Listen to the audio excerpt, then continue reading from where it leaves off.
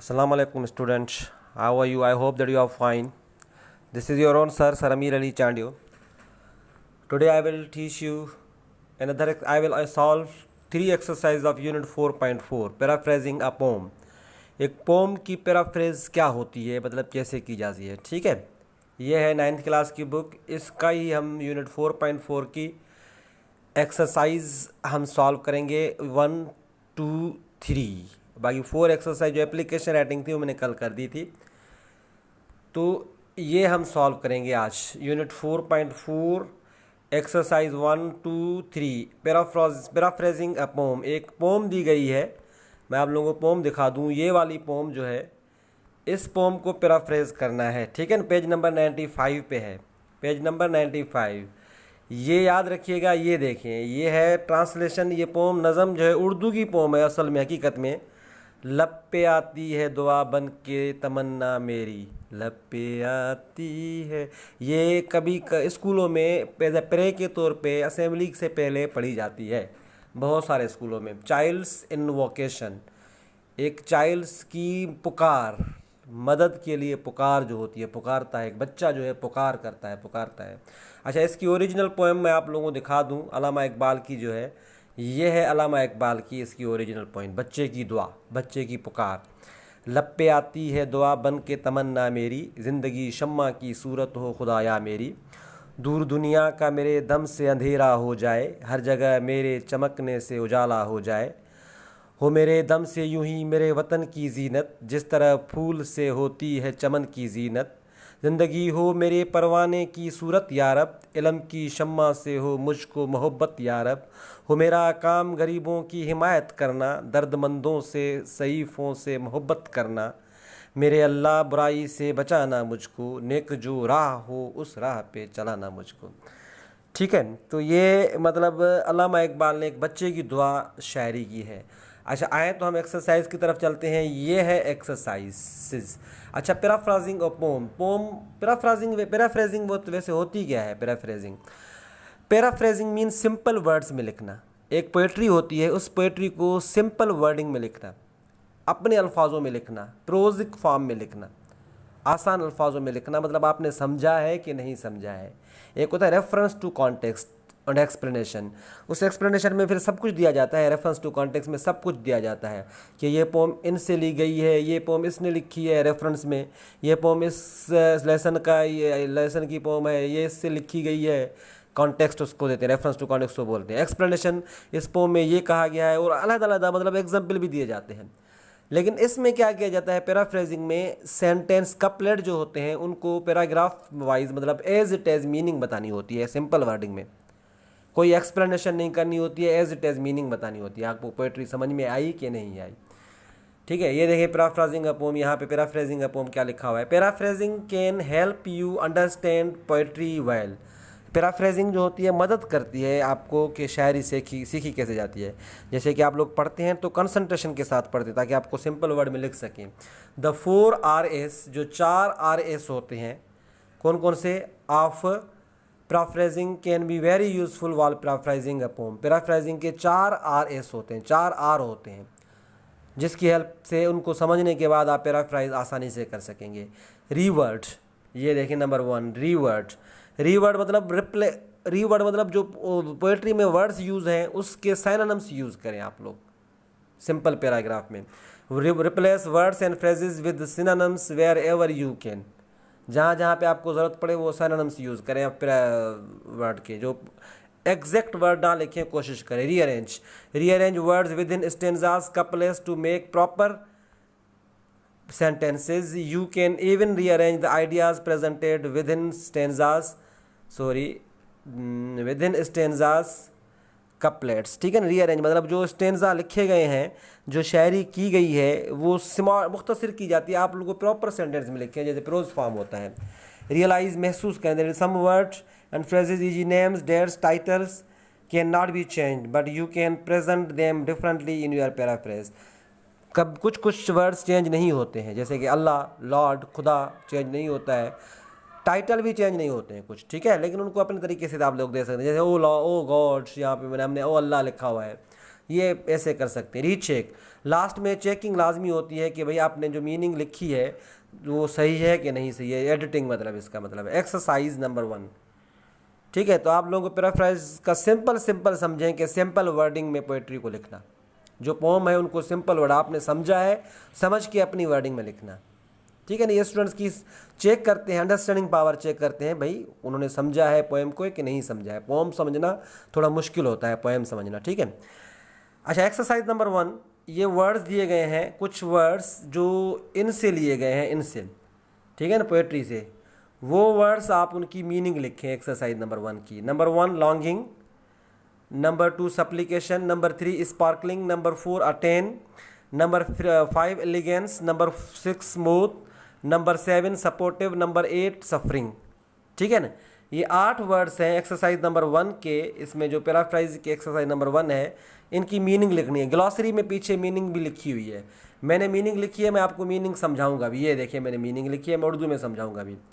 Longing mean deep felt wishes desire, ख्वाहिश, गहरी ख्वाहिश रखना, तमन्ना रखना, आरजू रखना, ठीक है। सप्लीकेशन मीन दुआ, हम्बल रिक्वेस्ट, प्रेयर, दुआ जो होती है, हम दुआ को बोलते हैं, मैं दुआ मांगो, इसको बोलते हैं सप्लीकेशन। स्पार्कलिंग मीन चमकना, एक पेस्ट भी आई थी टूथपेस्ट स्पार्कल, वो चमक, दांत चमकते हैं, उसको भी कहते हैं शाइनिंग, शाइन करते हैं। अटेन मीन सक्सीड, हासिल करना, इन गेटिंग, कुछ चीज़ में हासिल करना में कामयाब हो जाना, अटेन। अच्छा, एलिगेंस, ये ई है, ये ई है, ठीक है बेटा। Elegance mean attractiveness, elegance mean attractiveness, जो आपको इम्प्रेस करे, मुतासिर करे। अच्छा, मोथ, MOTH, एक किस्म का जीत है, जरासीम है, जो रात के वक्त चलता है और सर्दियों में बहुत होता है, गांव में बहुत होता है ये सर्दियों में। और ये चलता है जब रात के वक्त तो रोशनी देता है, ये रात के वक्त चलता है तो रोशनी देता है, ठीक है ना, मतलब वो चमकता है, तो उसको देख के लोग जो है, उसकी चमक को देख के लोग आगे आगे गाइडिंग प्रिंसिपल बनता है, उसकी चमक को देख के लोग रास्ता ढूंढते हैं। गांव में अंधेरा होता है ना। Flying insect that is attracted to light, ठीक है। अच्छा, इसको अलावा सपोर्टिव, सपोर्टिव का मतलब है helping hand, giving help and sympathy, किसी से हमदर्दी जताना, किसी की मदद करना। Suffering mean people having physical mental pen, torture में होते हैं पीपल, ठीक है, गमज़दा होते हैं, उदास होते हैं। तो ये वर्ड्स मीनिंग है, मैंने लिखी है जो यहाँ पे दी गई है, ठीक है। अच्छा, नंबर 2 जो एक्सरसाइज है, ये एक्सरसाइज थोड़ी बहुत मुश्किल है, इसको देख लीजिएगा। मतलब ये जो शायरी है, ये 1, इनके कपलेट्स बनाए गए हैं। कितने कपलेट्स हैं मैं आप लोगों को दिखा रहा हूँ, 1 2, हर 2 लाइन को कपलेट बोलते हैं। शायरी में 2 लाइन होते हैं, वर्स होती हैं, तो उसको कपलेट बोलते हैं। 1 2 3 4 5 6, इसमें 6 कपलेट बनाए गए हैं चाइल्ड्स इन्वोकेशन में। तो इसको 6 सिंपल सेंटेंस में भी ट्रांसलेट किया हो, पैराफ्राइज करना है हमें। पहला जो वर्ड है अल्लामा इकबाल की शायरी है, फर्स्ट वर्ड इन्होंने पैराफ्राइज करके बताया है। याद रखिएगा, इन्होंने बहुत सारी गलतियाँ की, मैं बताता जाऊँगा इन लोगों की गलतियाँ। अच्छा, ये देखें, O Allah I pray that my life should be like a candle, ये इन दोनों का इन्होंने सिंपल सेंटेंस में किया है, यहाँ से लेकर यहाँ से, ठीक है। ये दुआ मांग रहा है कि मेरी लाइफ जो है वो रोशन हो, एक मोमबत्ती की तरह, जो रोशनी पहुंचाती है अंधेरी में। मोमबत्ती का काम ही होता है रोशनी। अच्छा, नंबर 2, नंबर 3, नंबर 4, ये 2 है, नंबर 3 है, number 4, number 5, number 6, page number 94 है। ये एक्सरसाइज नंबर 2 है, मैंने सॉल्व की है, मैं वही पढ़ूंगा, ये नहीं पढ़ूंगा, ठीक है। आप वहीं से फिर उतार दीजिएगा, फिर खुद समझिएगा कि मैंने कैसे किया है इसको। ये देखिए, नंबर 1 सेंटेंस क्या है, O Allah I pray that my life should be like a candle, ये पहले बताया गया है। बाकी जो ब्लैंक्स मैंने फिल किए हैं देख लीजिएगा। Through my light should the world's darkness vanish, वहाँ पे डिसअपियर है, मैंने वैनिश यूज़ किया है, वर्ल्ड की जो डार्कनेस है वो ख़त्म हो जाए। And the universe sparkle with my lights, और पूरी यूनिवर्स जो है स्पार्कल, रोशन हो मेरी लाइट से, ठीक है। इसका मैंने बनाया है, यहाँ पे लाइट ऑफ माइन या एवरी प्लेस है, मैंने यूनिवर्स लिखा है, 2 ब्लैंक दिए गए हैं। अच्छा, ये विथ लिखना था, इनको विश लिखा है, इसलिए मैंने कहा ये गलती है इन लोगों की, ठीक है ना। ये देखिए, सही है। अच्छा, नंबर 3 देखिएगा, अच्छा मैं यही पढ़ रहा हूँ बस, और कुछ नहीं पढ़ रहा हूँ, ये मतलब अपने जुमले। Through me my country should prosper just like a flower adds beauty to the garden. मेरा मुल्क जो हो, नंबर इसकी जो मैंने की है, कहाँ गया इसकी, सॉरी इसकी, ये कह रहा है कि my every this one my my may my motherland through me attain elegance elegance is the garden through flowers attain elegance. मेरा मुल्क जो है, काश मेरा मुल्क जो है वो मेरे अमालों से रोशन हो जाए, कामयाब हो जाए, जैसे एक फूल है बगीचे को कामयाब करता है। ये मैंने किया है, ठीक है ना। ये देखिए वो ब्यूटी ऐड करता है।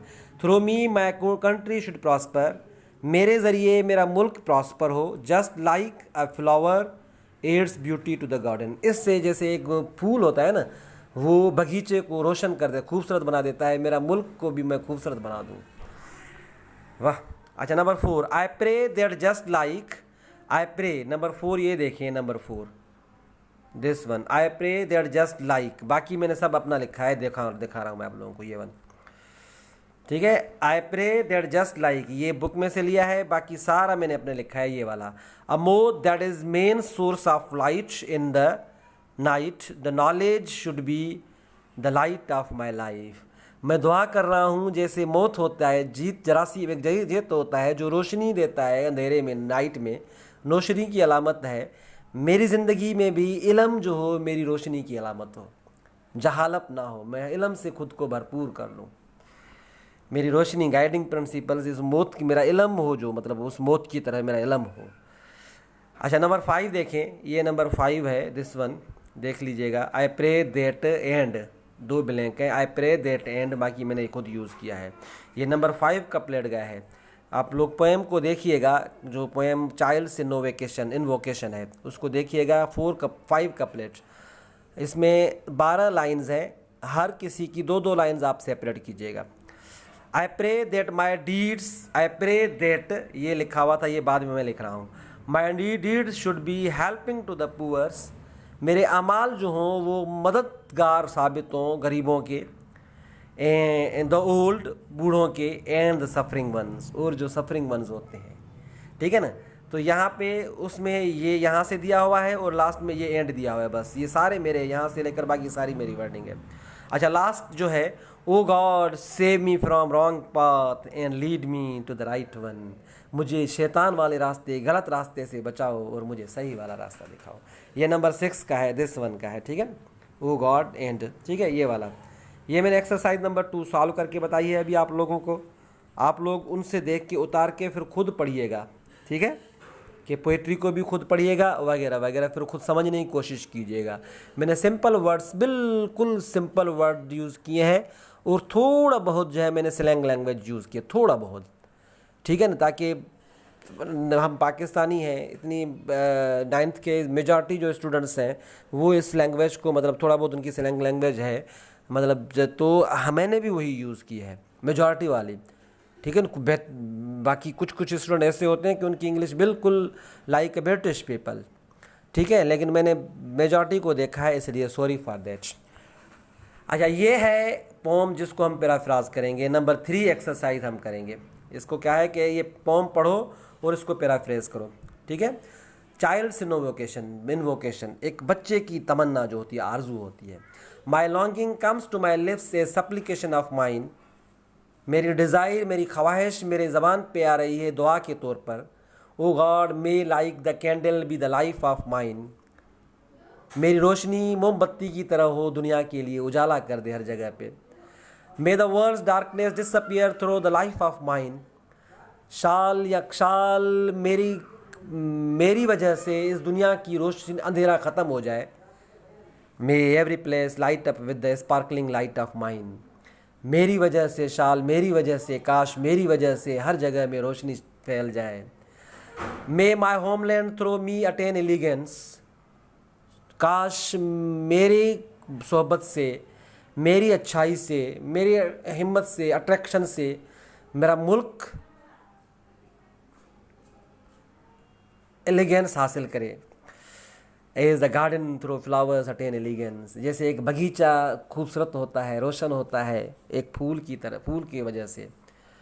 मे my life like that moth be O Lord, काश मेरी ज़िंदगी उस जीत की तरह हो जो रोशनी देता है रात को। May I love the lamp of knowledge O Lord, काश मैं मोहब्बत करूं या मैं अपने इल्म को अपने रोशनी का ज़रिया बना दूं मेरी ज़िंदगी में। May supportive of the poor my life's way be, मेरी ज़िंदगी का रास्ता गरीबों की मदद के लिए उठे हो। ज़िंदगी का रास्ता, ज़िंदगी का तरीका जो भी ज़िंदगी में गुजारूँ गरीबों की मदद की गुजारूँ। May loving the old and the suffering my way be, काश मैं बूढ़ों से मोहब्बत का, मेरा ज़िंदगी का रास्ता बूढ़ों से मोहब्बत का हो, मतलब ज़िंदगी का तरीका गुजारने का बूढ़ों से मोहब्बत का हो, और जो मुब्तला होते हैं, परेशान होते हैं, जो सफरिंग होते हैं, उनकी मदद हो।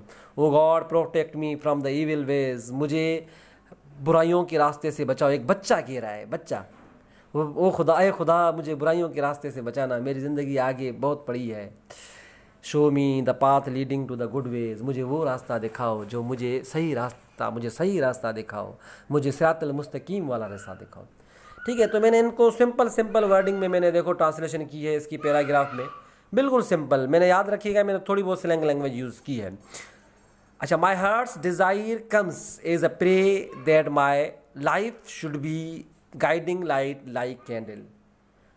देखो ना, सिंपल मेरे, my life should be the responsible of converting the darkness of the world into light. My country should be prosper because of my actions, just like a flower that adds beauty to the garden. Oh Allah, my life should be full of knowledge and guiding principle for the poor, like the insect which guides during the night. The path of my life should be helping, ये देखो मैंने semi colon दिया है, मतलब helping the poors old and the suffering ones. O God save me from the wrong path and show me the right path. ठीक है, तो ये देखो सिंपल तरीके से मैंने कैसे इसको ट्रांसलेट कर दिया है। सिंपल तरीके से मैंने इसको कैसे, देखें, आप लोगों को बताया है कि कैसे किया जाए। मैं आप दोबारा दिखा रहा हूँ, आप लोग देख के फिर आप लोग उतार सकते हैं। बिल्कुल सिंपल लैंग्वेज यूज़ की है मैंने, बिल्कुल सिंपल लैंग्वेज, बिल्कुल सिंपल सेंटेंस यूज़ किए हैं। ठीक है, ताकि मेजॉरिटी स्टूडेंट समझ जाए। ये देखें, इसको थोड़ा टेक्निकल लैंग्वेज में भी कर सकते हैं, लिटरेरी लैंग्वेज, फिगरेटिव लैंग्वेज में, लिटरेरी लैंग्वेज जो होती है हमारी लिटरेचर की, लेकिन मैंने सिंपल लैंग्वेज की है ताकि हर बच्चा समझ जाए। ठीक है ना, ये देखें, ये देखते। ठीक है, तो ये मैंने आप लोगों को करके बताया है, तो आप लोग इसको देख सकते हैं जिस तरीके से भी, इस एंगल से देखना चाहें फिर भी देख सकते हैं। ये देखें इस तरीके से, ठीक है, दिस वन लाइक, ये देखें आप इस तरीके से तो देख सकते हैं इसको। चाइल्ड्स इन्वोकेशन, अच्छा, चाइल्ड्स कॉल फॉर असिस्टेंस, वहाँ पे चाइल्ड्स इन्वोकेशन है, यहाँ पे चाइल्ड्स कॉल फॉर असिस्टेंस, मदद की पुकार जो होती है बच्चे की। ठीक है, तो ये मैंने आप लोगों को करके बताया है। आई होप कि आप लोगों को समझ में आ गया होगा ये एक्सरसाइज। ये जो एक्सरसाइज है, इस एक्सरसाइज में ये पोम पढ़ी गई है और पढ़ने वाला, सॉरी टीचर, ये मैंने बताई है। ठीक है ना, तो मुझे उम्मीद है कि आप लोगों को यूनिट 4.4 की एक्सरसाइज 1, 2, 3 समझ में आ गई होगी। अब मैं नेक्स्ट जो है यूनिट 4.5 एंड 4.6 नहीं सॉल्व करूँगा, क्योंकि वो रिड्यूस कोर्स में नहीं है। जो रिड्यूस कोर्स में नहीं है मैं सॉल्व नहीं करता हुआ जा रहा हूँ। ठीक है, स्टूडेंट्स को याद रखें। स्टूडेंट्स कुछ कह रहे हैं कि सर आपने ये सॉल्व नहीं किया, जो रिड्यूस कोर्स में नहीं है वो सॉल्व नहीं कर रहा हूँ। और नेक्स्ट मेरी वीडियो जो होगी वो वीडियो होगी मॉडल पेपर। अब जो मॉडल पेपर दिया गया है मैं उसके बारे में समझाऊंगा कि बोर्ड का पेपर हमारा कैसे आएगा। ठीक है ना, तो मेरे चैनल को सब्सक्राइब करें ताकि आप लोगों तक हर वीडियो आसानी से पहुँच जाए। Thank you.